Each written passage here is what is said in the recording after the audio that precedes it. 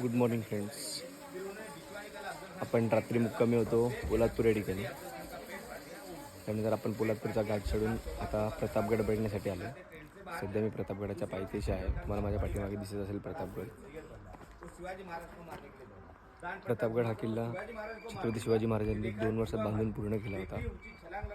त्याचबरोबर प्रतापगड या किल्ल्याचे खूप सारे महत्त्व आहे आपल्या इतिहासामध्ये. छत्रपती शिवाजी महाराजांनी ह्याच किल्ल्यावरती अफजल खानाचा वध केला होता. सो आपण आता प्रतापगड किल्ला बघण्यासाठी निघालो आहे. आता आपण प्रतापगड किल्ला बघूयात. आता आपण प्रतापगड किल्ला चढायला चालू केला आहे.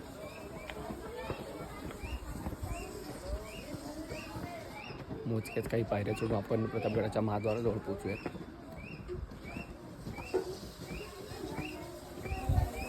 बघू शकता माझ्या पाठीमागे भरपूर साऱ्या स्कूलच्या मुली वगैरे हा प्रतापगड बघण्यासाठी आलेले आहे. सध्या प्रतापगडावरती रिनोव्हेशनचं काम खूप जोरात चालू आहे.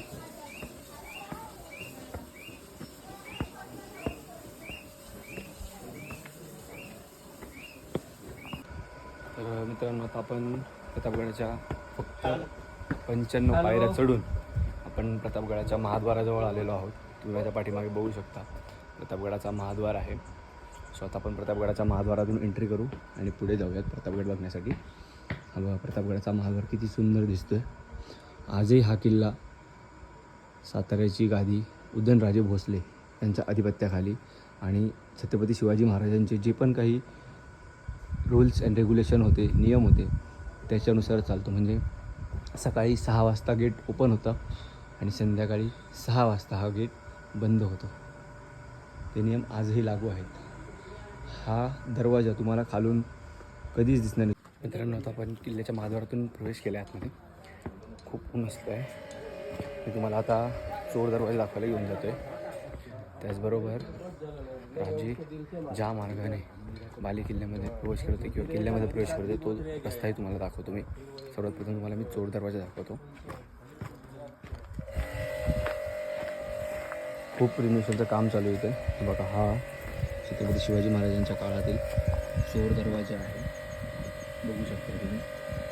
त्याचबरोबर तुम्हाला मी आता छत्रपती शिवाजी महाराजांनी ज्या रस्त्याने आतमध्ये एंट्री करायची तो रस्ता करून शाही मार्ग, हा समोरचा आहे शाही मार्ग आणि दुसरा आहे हा प्रजेचा मार्ग. आपण मंदिरामध्ये भवानी देवीच्या मंदिरामध्ये दर्शनासाठी जाऊयात. ह्या भवानी देवीची मूर्ती जी आहे हे शाळीग्राम दगडाने बनवण्यात आलेली आहे. त्या काळात छत्रपती शिवाजी महाराजांनी नेपाळवरून शाळीग्राम दगड आणला होता आणि त्या दगडापासून ही मूर्ती बनवण्यात आली. बघा, मंदिराची एंट्री आहे. हे मंदिर मित्रांनो, आता आपण प्रतापगडावरती भवानी देवीच्या मंदिरात आलो आहे. सो या भवानी मंदिराच्या पुढे एक शंकराची पिंड आहे. ती स्फटिकाची आहे.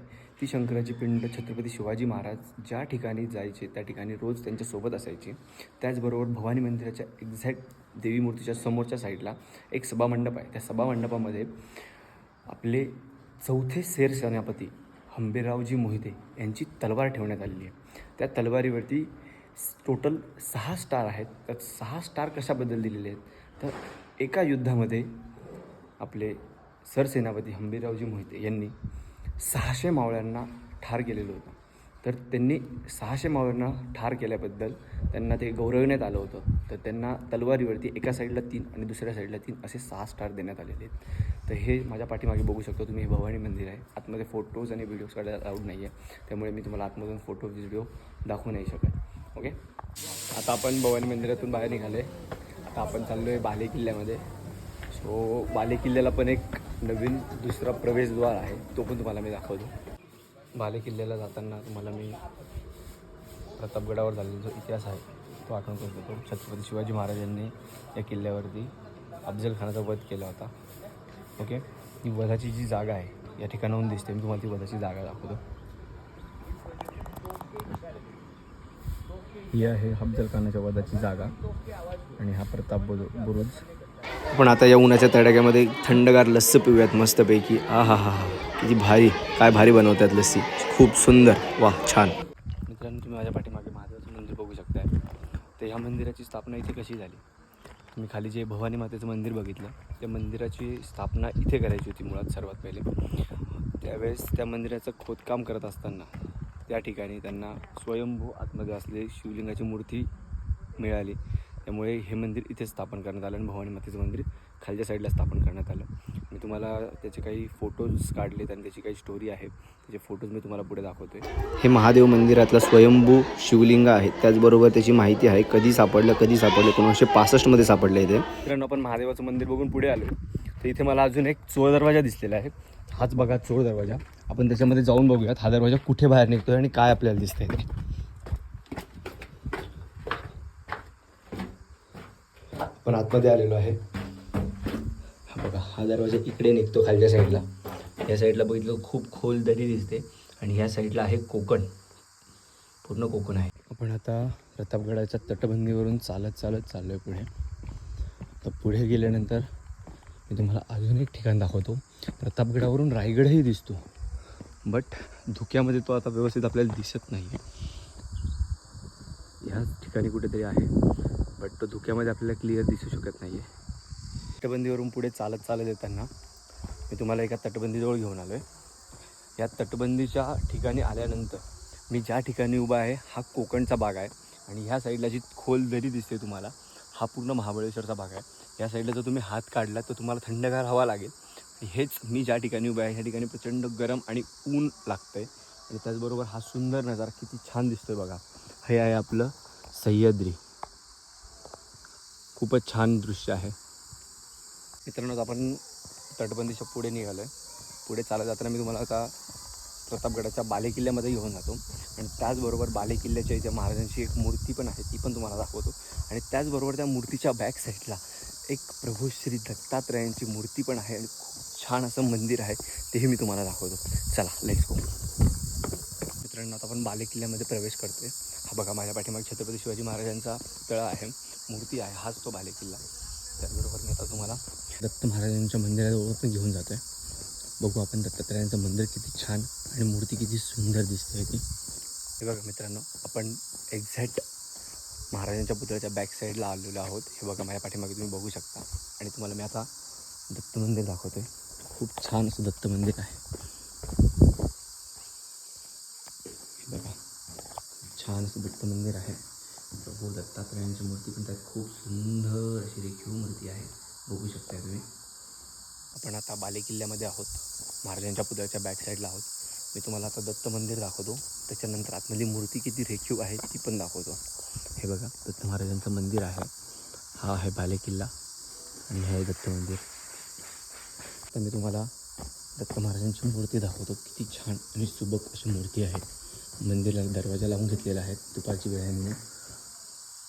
हे बघा, हे आहे प्रभू श्री दत्तात्रय, अवधूत चिंतन श्री गुरुदेव दत्त.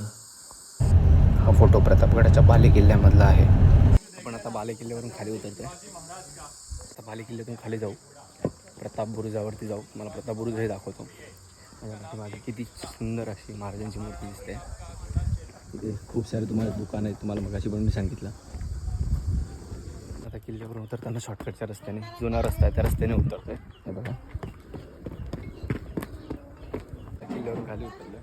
आता आपण प्रताप बुरुजावर चाललो आहे. बघा प्रताप बुरुज आहे समोर, हा समोर प्रताप बुरुज, पण तिकडे चाललो आहे आता. गडावरती उदयनराजे भोसले यांच्या मार्गदर्शनाखाली खूप असं रिनोव्हेशनचं काम चालू आहे. तुम्ही बघू शकता सर्वत्र रिनोव्हेशनचं काम चालू आहे. एकदम छान पद्धतीने किल्ला रिनोव्हेट करत आहे परत इथं. शिवप्रताप बुरुज व ध्वजस्तंभ. आपण आता प्रताप बुरुजाजवळ आलेलो. आता प्रताप बुरुज चढून वर जाऊ.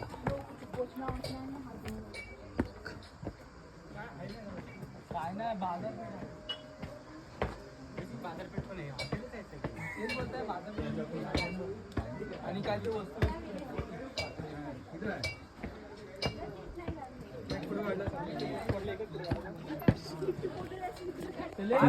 आपण प्रताप बुरुजावरती पोहोचलो आहोत आणि तुम्हाला अफजल खानाचा वध झाला होता ती जागा जवळून दाखवतो. ही बघा ती जागा झूम करून दाखवतो. अशा प्रकारे आपला प्रतापगड बघून पूर्ण झाला. सो आता आपण याच्या बाहेर निघतो.